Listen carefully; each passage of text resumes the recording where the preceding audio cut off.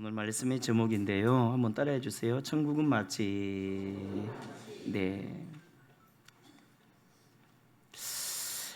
여러분, 천국이 어떤 곳일까요? 천국은 마태복음 12장에 하나님의 나라 아닙니까? 주께서 다스리시는 곳. 이 다스림이란 통치 개념보다는 서비스, 섬김의 개념이지요.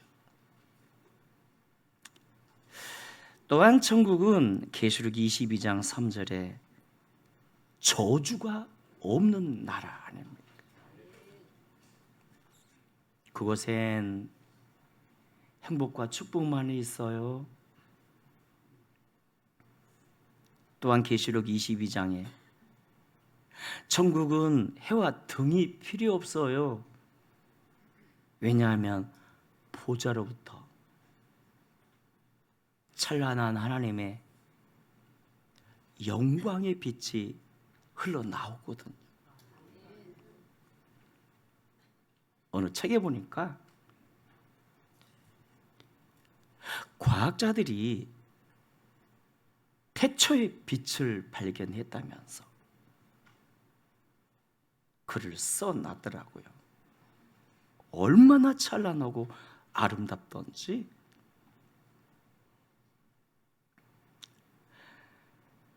디모데후서 2장에서 보니까 천국은 주님과 함께 왕 노릇하는 나라 아닙니까? 우리가 왕이 돼요. 그래서 가브리엘 우리 김 장모님 댁에 갑시다. 미카엘 우리 김 집사님에게 댁에 갑시다. 또한 사망과 슬픔이 없는 나라 아닙니까? 계시록 21장 4절에. 그리고 무엇보다 주께서 날 위해 예배하신 맨션, 영원한 맨션이 있는 나라 아닙니까? 영원한 맨션, 저 언덕 위에 있네. 햇빛 비치고 찬란한 그곳. 너희는 마음에 근심하지 말라. 하나님을 믿으니 또 나를 믿으라. 내가 내 아버지께 곧 가노니 가서 너희를 위해서 집을 준비하면, 여기서 집은 하우스가 아니라 맨션입니다. 집을 예비하면 너희를 모시러 다시 오리라.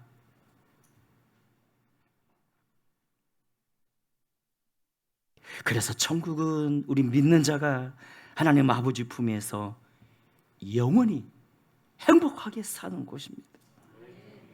이 찬양 아시죠? 너무나도 아름답도다 주님 계신 영광의 나라.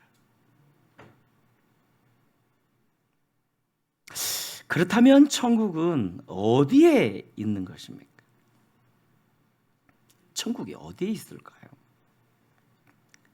장소도 없이 마치 꿈이나 환상처럼 비공간적 개념일까요? 아니요, 그렇지 않습니다. 만약에 공간이 없다면 그건 허상이죠.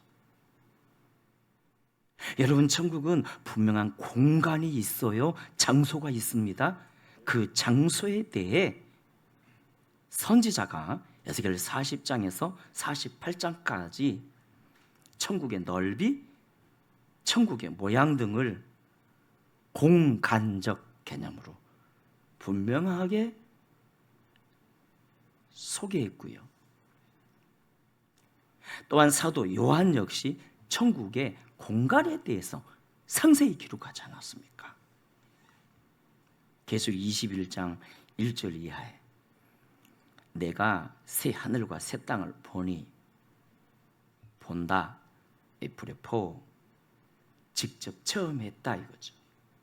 보니 처음 하늘과 처음 땅이 없어졌고 바다도 다시 있지 않더라. 또 내가 봄에 거룩한 성 새 예루살렘이 하나님께로부터 하늘에서 내려오니 그 준비한 것이 신부가 남편을 위하여 단장한 것 같더라. 10절 이하에 성령으로 나를 데리고 장소적 개념이죠. 데리고 그곳 높은 산으로 올라가 하나님께로부터 하늘에서 내려오는 거룩한 성 예루살렘을 보이니 주께서 천국을 보여주시니 하나님의 영광이 있어 그 성의 빛이 지극히 귀한 보석 같고 벽옥과 수정같이 맑더라. 그곳 높은 성곽이 있고 12문이 있는데 문에 12천사가 있고 그 문들 위에 이름을 썼으니 이스라엘 자손 12지파의 이름들이라.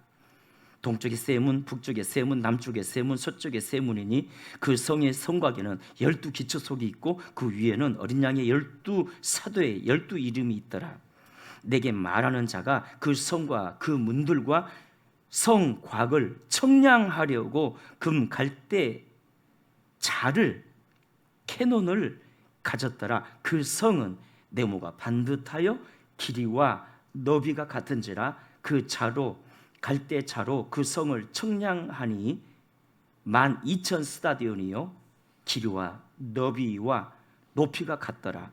그 성곽을 청량함에 144 규빗이니 사람의 청량 곧 천사의 청량이라. 이게 중요합니다. 따라합시다. 천사의 청량이라. 와, 사도 요한이가 천국을 장소적 개념 곧 공간적 개념으로 묘사했어요. 거룩한 성 새 예루살렘, 그곳 높은 성과 보석 같은 집 12 진주문, 정금 유리바닥 등 천국을 아름다운 장소 개념으로 소개했습니다. 또한 사도 바울 역시 3층천이라는 단어를 쓰면서 자신도 천국을 경험했음을 말했어요. 고린도후서 12장 2절 이하에 내가 그리스도 안에 있는 한 사람을 아노니, 여기서 한 사람이란 바울 자신을 뜻합니다. 한 사람을 아노니 그가 14년 전에 셋째 하늘에 이끌려 간지라. 그는 천국을 셋째 하늘로 표현했습니다. 그가 몸 안에 있었는지 몸 밖에 있었는지 나는 모르거니와 하나님은 아시느니라. 내가 이런 사람을 아노니 그가 몸 안에 있었는지 몸 밖에 있었는지 나는 모르거니와 하나님은 아시느니라. 그가 낙원으로 천국으로 이끌려 가서 말로 표현할 수 없는 말을 들었으니 사람이 가히 이르지 못할 말이로다. 여러분, 바울도 14년 전에 천국을 경험했다는 것입니다. 낙원을 경험했다는 것입니다. 이에 대해 셋째 하늘이라는 공간적 개념을 사용했어요. 공간적 개념을. 또한 예수님도 부자와 나사로 이야기에서 천국을 공간적 개념으로 표현했고요. 왜냐하면 나사로는 낙원에 들어갔고 부자는 지옥에 갔는데, 지옥 간 부자가 낙원에 가 있는 나사로를 볼 수가 있었어요. 그래서 간청하지 않았습니까? 제발 나사로의 손끝에 물 한 방울 찍어 내 혀를 서늘하게 해달라고. 그리고 천국에 있던 나사로는 아브라함의 품에 안겨 있었고요. 그 천국은 구약의 모든 성도들과 신약의 모든 성도들과 그리고 천사들이 행복을 누리고 있지 않았습니까? 여러분 혹 전 충신교회 신성종 목사님이라고 아십니까? 예.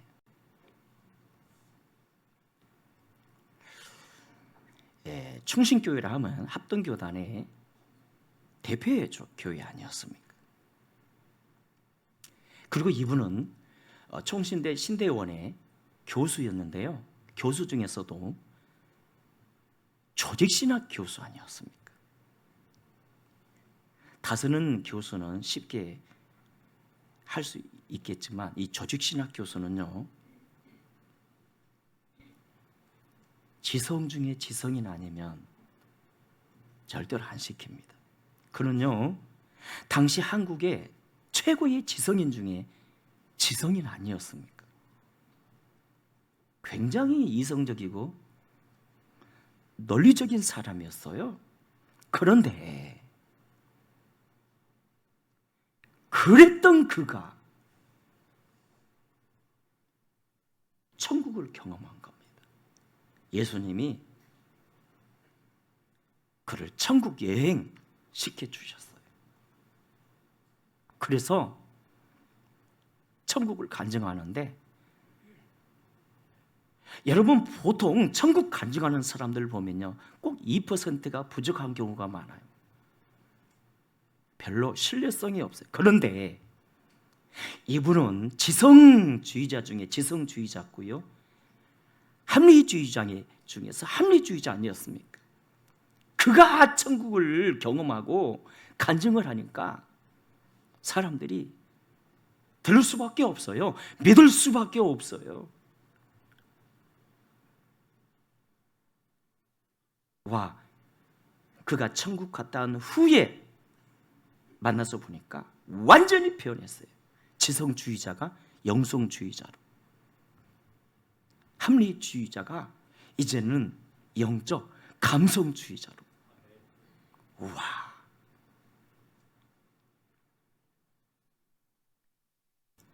또한 여러분, 박영문 장로라고, 제가 저 지방에서 목회할 때 가까이 지내던 분입니다. 곡성 다니엘 수양관 원장아니었습니다. 거기 가서 제가 또 예배도 인도하고 이렇게 했었죠. 여러분, 이분은 또 깡패 중에 깡패였는데 하나님이 천국을 부여주셨고요, 천국에 갔더니 죽었던 자기 외삼촌이 거기에 와 있는데 암으로 죽었어요.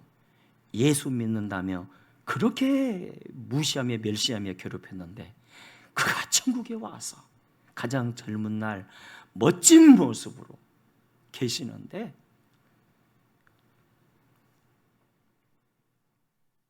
그래서 여러분, 이 모든 것을 볼 때 천국은요, 지상과 같이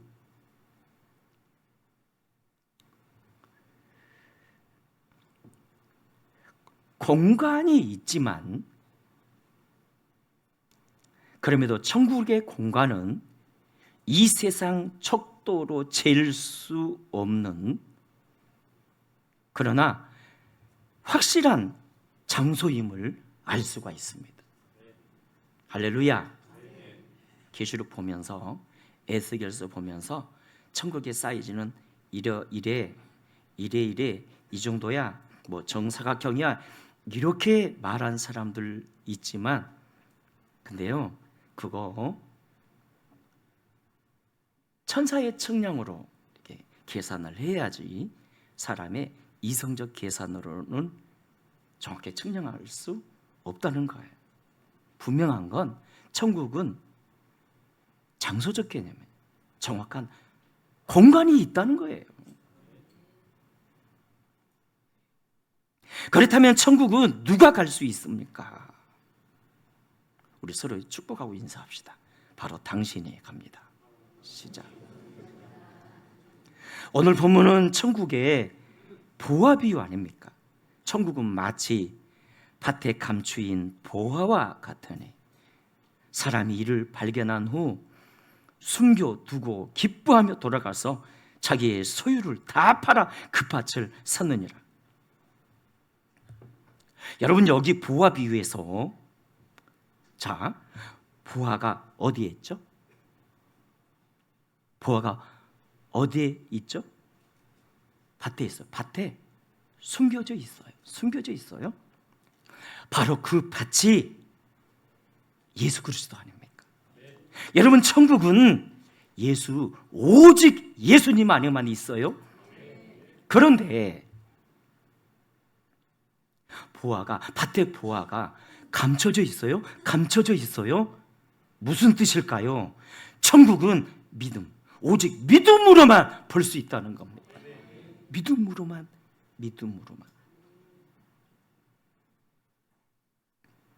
그렇다면 천국은 마치 보화 같다. 무슨 뜻입니까? 너무 귀하고 가치 있다는 것입니다.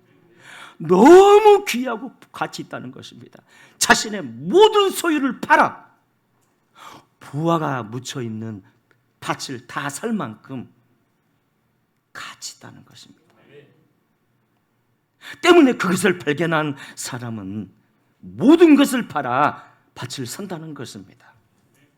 본문에 천국은 마치 밭에 감추인 보화와 같으니 사람의 이를 발견한 후 숨겨두고 기뻐하며 돌아가서 자기의 소유를 다 팔아 그 밭을 샀느니라. 자, 천국은 누가 갈 수 있다고요?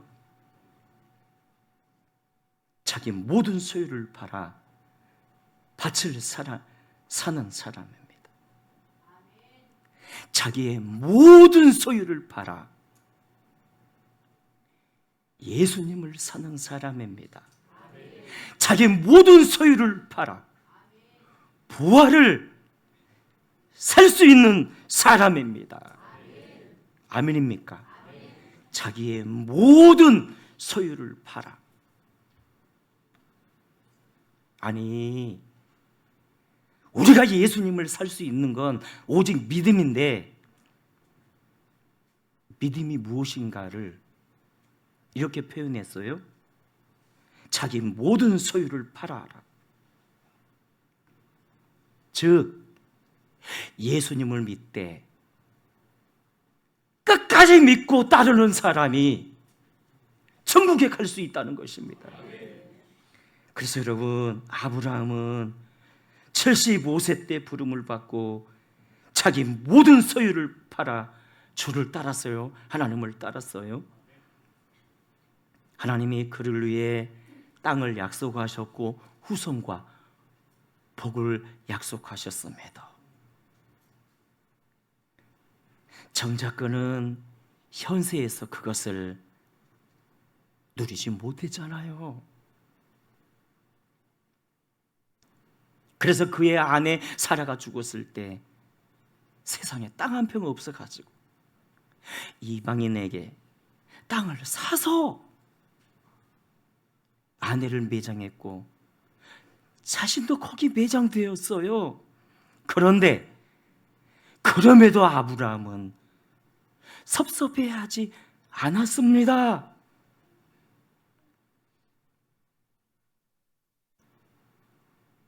불평하지 않았어요. 왜 그랬을까요? 어떻게 그게 가능했을까요? 그는 그보다 훨씬 더 나은 천국을 믿었기 때문입니다.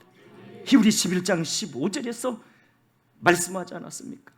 그들이 나온 바 본향을 생각하였더라면 돌아갈 기회가 있었으려니와 그들이 아브라함이 이제는 더 나은 본향을 사모하니 곧 하늘에 있는 것이라. 이러므로 하나님이 그들이 하나님이라 일컬음 받으심을 부끄러워 아니하시고 아브라함을 위하여 한 성을 예비하셨느니라. 천국을 예비하셨느니라. 와, 그가 하늘 본향을 바라봤기 때문입니다. 여러분, 아브라함은 자기 모든 소유를 팔아 밭을 샀어요. 천국을 샀습니다. 천국을 위해 외로운 믿음의 길을 걷지 않았습니까? 외로운 믿음의 길을. 아마 이 찬양 부르며 믿음의 길을 걸었을 것입니다. 저 멀리 배는 나의 시온성, 오 거룩한 곳 아버지 집, 내 사모하는 집에 가고자 한밤을 새우었네. 모세도 마찬가지 아니었습니까? 모세도 천국 바라봤어요. 히브리 11장 24절 이하에 믿음으로 모세는 장성하여 바로의 공주의 아들이라 칭함받기를 거절하고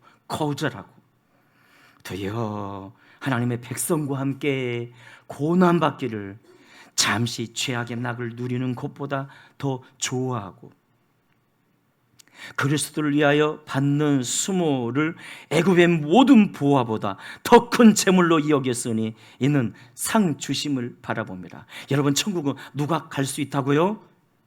그 가치를 알고 끝까지 믿음의 길을 걷는 자입니다.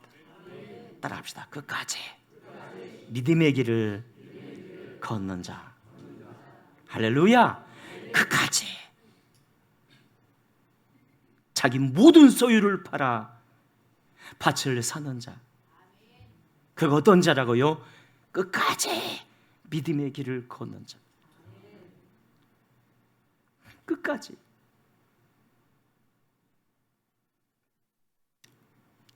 어느 선교사가 죽었는데 와, 임종시에 보니까 가끔 임종시에 영안을 열어주실 때가 있거든요. 어느 사역자가 영안이 열려져서 보니까 와, 예수님이 직접 보셔서 그의 영혼을 껴안고 모셔가더랍니다. 보통은 천사들이 데려가잖아요. 그런데 그는 임종시에 예수님이 직접 보셔서 데리고 가더랍니다. 바울은 순교할 때 군병이 물었습니다. 소원이 뭐냐? 단칼에 목을 쳐주십시오. 그래서 단칼에 그의 목을 쳤더니 목이 땅으로 떨어져 탁탁탁 3번 튀었는데 샘물이 솟아나지 않습니다. 베드로는 네 소원이 뭐냐? 나를 거꾸로 십자가에 죽여주십시오. 그렇다면 여러분은 임종시 어떤 모습으로 죽고 싶으세요? 임종이 멀리 있는 거 아니라고요. 임종이 멀리 있는 거 아니라고요. 저와 여러분은 임종시 어떤 모습으로 죽고 싶으세요? 저는 목사로서 2가지 모습을 봤습니다. 임종 때 무척 괴로워하며 안 가겠다며 이를 부득부득하는 사람을 봤고요. 반대로 환한 미소와 함께 확신에 찬 얼굴로 임종하는 사람을 봤습니다. 여러분은 어떤 모습으로 임종하고 싶으세요? 그런데 여러분, 어떻게 죽느냐보다 죽어서 어디로 가느냐가 훨씬 더 중요합니다. 비록 가난하게 병들어 죽었음에도 나사로처럼 천국에 들어가야지. 암에 걸려 죽어가는데 재정이 어려워 병원비가 없어서 남들이 쉽게 맞는 그런 주산나 제대로 맞지 못하고 죽었음에도 주님 계시는 천국에 가야지. 지옥에 간다면 얼마나 안타까운 일입니까? 그리고 이왕이면 잘했다 칭찬받아야지. 한 달란트 받은 종처럼 책만 받는다면 어떡합니까? 이 악하고 게으른 종을 바깥 어두운 곳에 내어 던져라. 거기서 슬피 울며 이를 갈미 있으리라. 이제 말씀을 맺습니다. 사랑하는 여러분, 모든 소유를 팔아 밭을 사세요. 예수님을 사세요. 예수님을 사세요. 예수님이 십자가로 하나님의 의가 나의 의가 되었고 주의 은혜로 믿는 나에게 성령을 인쳐 주셨으며 너무 고귀한 말씀의 이 두루마리 성경을 주신 우리 주님. 그런데 왜 천국을 그렇게 말씀하시지 않으시고 밭을 사는 자가, 보배가 숨겨져 있는 밭을 사는 자가 천국에 갈 수 있다 말씀하셨다고요? 끝까지 믿음의 길을 가는 자가 천국에 갈 수 있다는 거예요. 그래서 여러분, 천국을 위해서는 나의 수고도 필요합니다. 나의 헌신도 필요하다고요. 예수님을 가진 자는요, 예배하고요, 예배하는 자체가 즐겁고요, 헌신합니다. 순종합니다. 주를 따릅니다.